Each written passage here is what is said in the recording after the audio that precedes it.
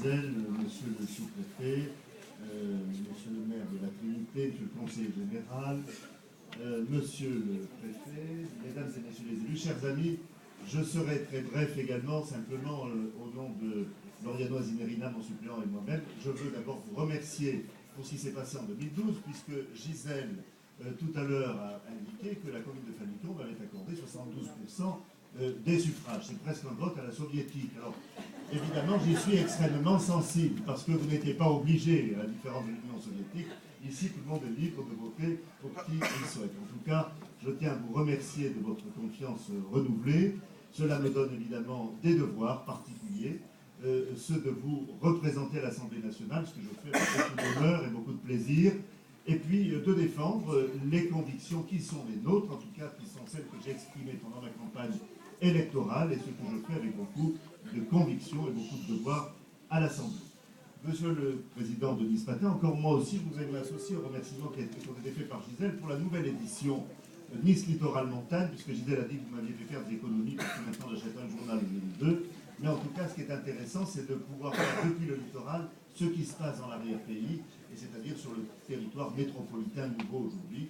Tout ça, évidemment, est très intéressant pour tout le monde. Nous avons évoqué beaucoup de choses, alors je n'y reviendrai pas, simplement un mot sur la zone de sécurité prioritaire.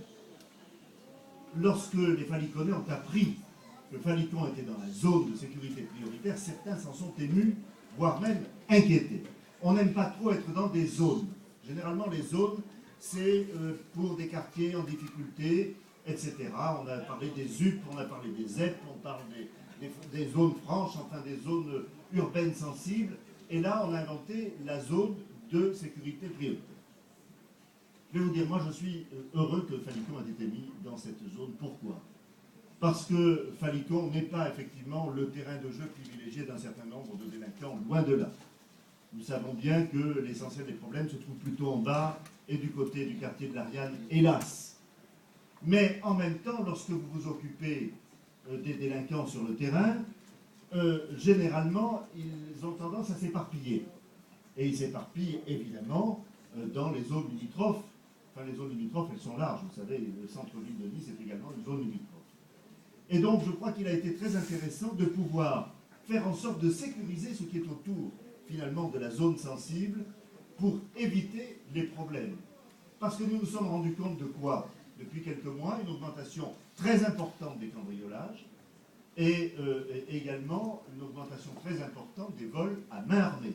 Je peux vous dire que nous avons 1 à 2 ou 3 alertes par jour dans Nice sur les vols à main armée, ce qui n'existait pas auparavant. Et donc, il est vrai que dans un quartier, dans certains quartiers de Falicon, qui sont des quartiers tranquilles, etc., ben, un certain nombre de délinquants peuvent trouver là, évidemment, les moyens d'agir en toute impunité. Eh bien, avec la zone de sécurité prioritaire, ce sera, en tout cas, ça devrait être, un renforcement des effectifs et une sécurité renforcée pour la commune de Falicon. C'est la raison pour laquelle, pour ma part, je m'en réjouis. Et croyez-moi, Falicon fait des envieux, parce que bien des villages autour, qui se trouvent confrontés aux mêmes difficultés, ne seront pas dans le périmètre. Et même certains quartiers de Nice, qui en auraient eu besoin, je pense au quartier Pasteur par exemple, ne figurent pas dans la zone de sécurité prioritaire. Bien entendu, en tant que député, je reste extrêmement vigilant, parce que nous avons obtenu une zone de sécurité prioritaire. Nous voulons savoir exactement ce qu'il y aura derrière, quels seront les moyens dont nous disposerons, quels seront effectivement les renforcements de sécurité que l'on est en droit d'attendre. Et là-dessus, donc, nous n'avons pas encore toutes les réponses. J'ai interrogé moi-même le ministre de l'Intérieur à plusieurs reprises et en séance publique à l'Assemblée nationale. J'espère qu'effectivement, dans les faits, les choses se concrétiseront, mais je compte bien entendu sur les services du préfet et sur monsieur le sous-préfet pour nous aider à avoir toutes les informations dans ce domaine.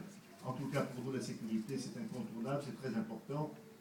Et je félicite Gisèle, effectivement, d'avoir créé une police municipale ici qui commence à donner des résultats avec un bureau de police particulièrement bien placé dans ce qui était l'ancienne salle blanche, en plein cœur du quartier, avec une voiture flambant neuve, un policier de qualité. Bref, les moyens sont là pour pouvoir assurer le lien avec la gendarmerie et avec la police municipale voisine. Et puis, Christian Estrosi, comme Gisèle, ont parlé longuement de la métropole, je n'y reviendrai pas, mais simplement vous dire à quel point cette solidarité aujourd'hui entre tous les élus métropolitains est importante. Et le fait que le maire de Falicon, le maire de la Trinité, le maire de Saint-André aient la même voix que le maire de Nice pour discuter en conseil des maires des problèmes qui concernent la métropole, c'est quelque chose de très important. Puis je vous donnerai un détail. Nous avions parfois des réunions de comité de quartier à Guéraud, à Rignier, et alors on nous interrogeait en nous disant « Mais vous prenez la route là, il faudrait faire quelque chose, il y a des trous. Alors pourquoi vous ne faites rien à la mairie ?» Alors on répondait « Parce que c'est la voirie départementale. » Et les gens nous disaient « Ah bon, vous ne voulez pas vous en occuper. Vous vous défaussez de vos responsabilités. Vous vous dites, nous c'est la ville, donc c'est le département. » Eh bien tout ça est effacé. Maintenant il n'y a plus qu'une voirie, c'est la voirie métropolitaine. Et donc on n'est plus en train de vous dire « C'est pas nous, c'est l'autre. » C'est la métropole qui gère l'ensemble des problèmes. C'est beaucoup plus cohérent comme ça et c'est beaucoup plus efficace pour la population. En tout cas, mesdames et messieurs, merci beaucoup parce que Falicon est une bien belle commune et à chaque fois que j'y viens, c'est-à-dire très régulièrement, je trouve toujours des améliorations. Le village s'embellit. Et je tiens à dire à Gisèle que lorsque je mets la réserve parlementaire, elle a annoncé le chiffre tout à l'heure, qui était pas mal, eh bien je sais que c'est de l'argent qui est bien dépensé, qui est bien investi. Là, ce sera sur le sport, il y a eu la climatisation ici, il y a eu beaucoup de choses. Mais en tout cas, et puis il y a eu aussi un espace sportif magnifique qu'on a inauguré. D'ailleurs, on s'y est essayé, c'était assez sympa. Et d'ailleurs, je vous demande d'aller en profiter. Voilà, en tout cas, sachez que je continuerai à me battre à vos côtés pour améliorer les conditions de vie des concitoyens ici de Falicon, qui est un village magnifique au sein de la 3e circonscription à laquelle les uns et les autres nous sommes très attachés. Merci beaucoup. Je veux à mon tour vous souhaiter une très bonne et très heureuse année 2013, malgré tout ce qu'on voit à la télévision, malgré toutes les difficultés, malgré toutes les crises.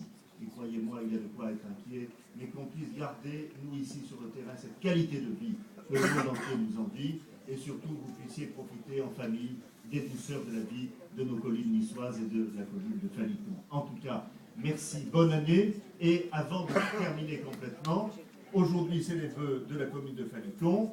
Dans une semaine, très exactement, nous serons dimanche 27 janvier, à 15 h.